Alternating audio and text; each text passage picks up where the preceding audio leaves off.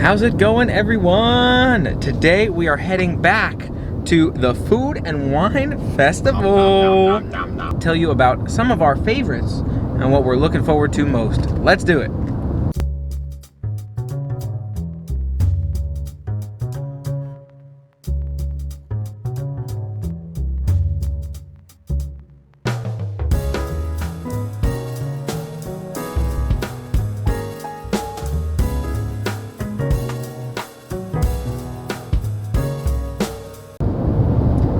We are heading back to EPCOT here for the Food and Wine Festival, and just to give you an overview, let's touch on what we've had so far and what we're looking forward to most. For one, Mike, tell me about some of your favorites so far. I know we touched on this last time in the parks, but let's hear just in review, reminiscing on those food items. What are some of your favorites? The crab cake, you know, is a favorite of mine. Been a favorite for a little while now. I do want to go back and try some others. That used to be my favorite, like the corned beef. That was fantastic. I want to try that again. 2 years ago was really good. Last year was only okay. Maybe this year it'll be even better. Also, got to give it to that slider that we had in Hawaii. That was unbelievable. Kahlua pork slider, so good. Yeah, for me that was definitely number one. The Kahlua pork slider blew everything else out of the water.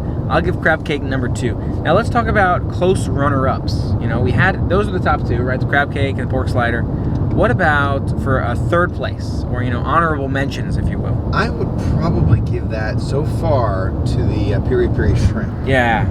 I think that's for now. This is very early in the festival, so we got to go through all of it before we start making these kind of big calls. But just in the few items that we've had, that was really good. Yeah, I'm there with you. You know, it's very unique and spicy flavored. I don't feel like it was amazing. You know, I definitely prefer Sanaa, but it did have some good flavors, and I think that's probably around number 3 for me as well. The burger we had, what was it? The blended burger. Oh yes. Was maybe an honorable mention, but not number 3. I don't think. Wasn't as good as last year's or the year before blended burger. It was just maybe it's because it was the first day of the festival, but it just wasn't quite there. Maybe. Now let's talk about some of the things that you want to try. Oh yes. What are you looking forward to most coming up? Again, that corned beef's on my mind. Okay. I really do want to get back to that one. I'm very hopeful that it will be absolutely delicious this time. There are a lot of things that I've never tried before. Even there are actually some countries that I haven't tried before at the Food and Wine Festival. That's, you know, that's how much there is to see and do, like India and several others. So yeah, there's a lot to see. Yeah, and there's some new ones too. I know we went to the Alps. Yep. I didn't realize that was a new one until recently. Brand new. Yeah, that's awesome. There's a lot to check out. That cheese was pretty good. That cheese was good. Yeah. It was good. But beware, like, you may smell it and be like, oh, I don't know about that, but it tastes good. It does taste good. But just beware of that. Beware. All right. For me, one of the things I'm looking forward to most is the sweet and spicy shrimp from Australia. Oh, yes. Yeah. We gotta try that one today. Talked about that. Haven't tried that one yet. Another one for me that's near the top of that list is I think there's a bun, chicken bun or something like that from Japan. Oh, I didn't China. see that one. Okay. Yeah. It's another one to look out for. Definitely got to try that.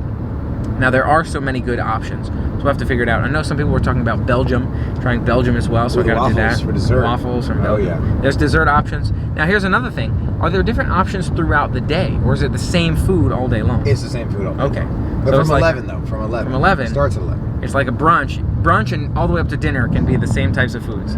So that's fun.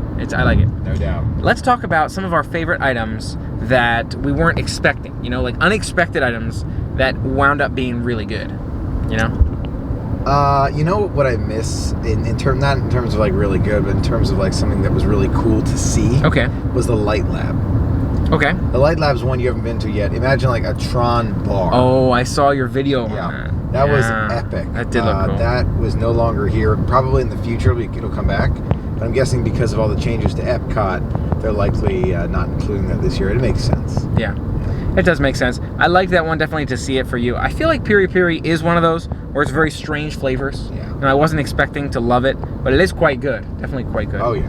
And then another one for me that sort of stands out and speaks to me at least was that almond blueberry tart.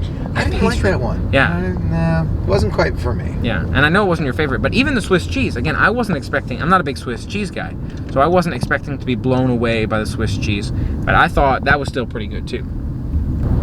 Now let's touch on some dessert options from Food and Wine. Any of your favorites? I know I just touched on that almond blueberry tart, and I thought that was quite a tasty one.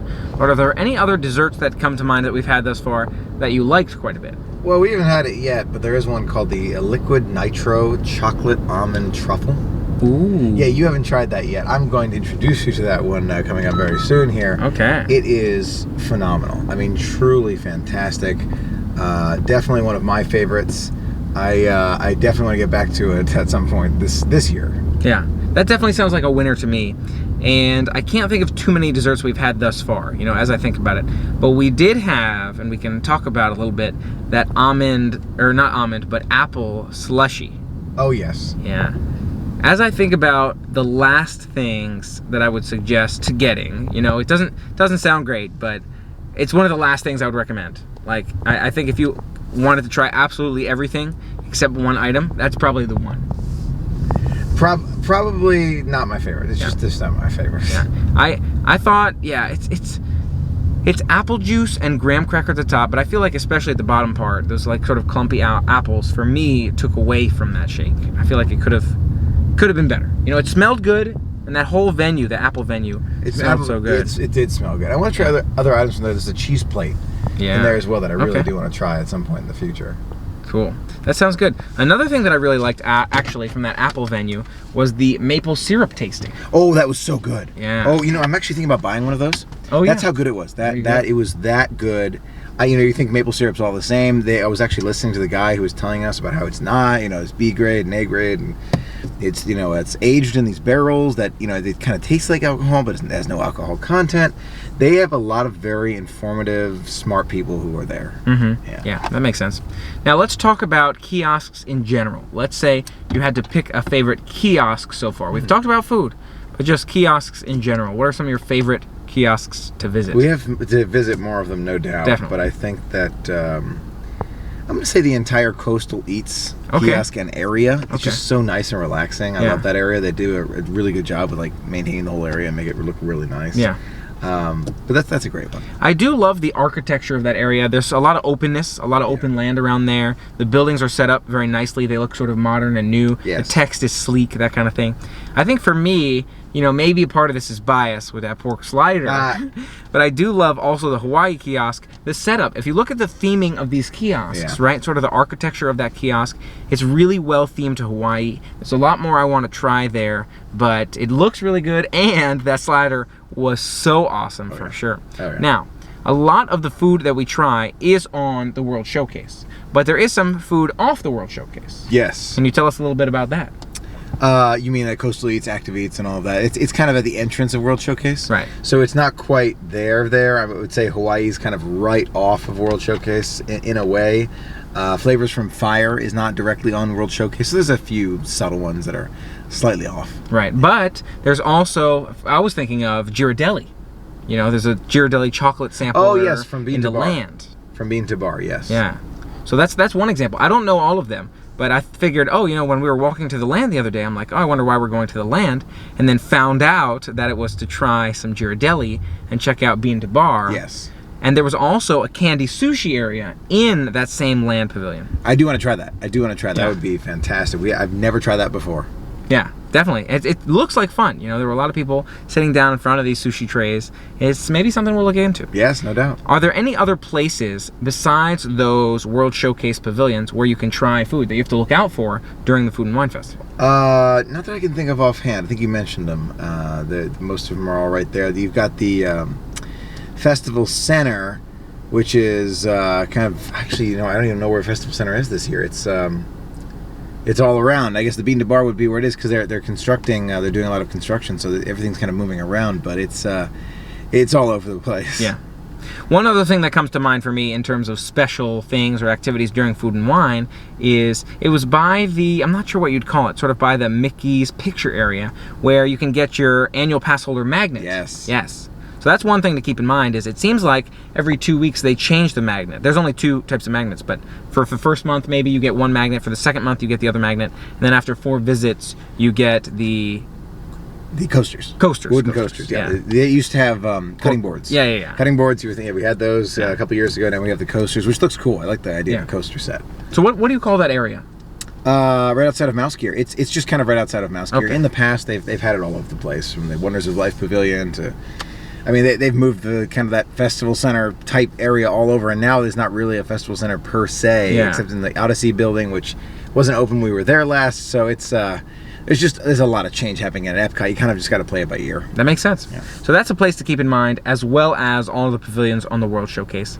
Now, I heard that the new building that they're building might be a good place for festival centers. Oh yes, Dreamers Point building, where it's not really, I mean, it may be called Dreamers Point, but that's the name of the point on top, Dreamers Point.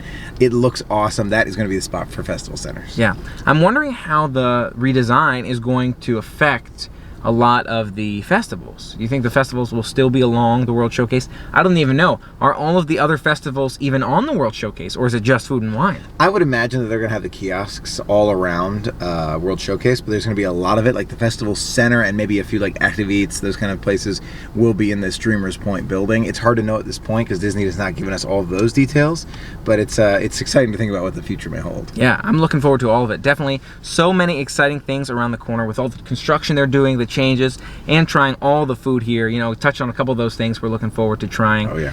Thanks so much for being a part of the fun with us. So excited to share more adventures with you. Is there something that you want to see us try the most, or something you're looking forward to trying the most? Let us know in the comments below. Thank you again for being a part of the fun with us. If you haven't already, for more fun, family-friendly adventures, hit that subscribe button and ring the bell to stay informed. Until next time, have a magical day and play on. We'll see you soon.